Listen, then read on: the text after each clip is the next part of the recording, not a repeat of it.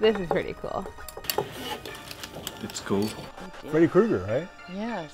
Oh dear. It's a work glove that's been cut out to put knives on it. Sharp claws Yeah, sharp claws. added.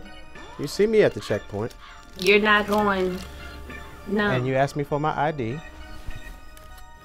No. I really need you to put that away. So maybe it was for a Comic-Con or something of that type of event. What is it called? Comic-Con?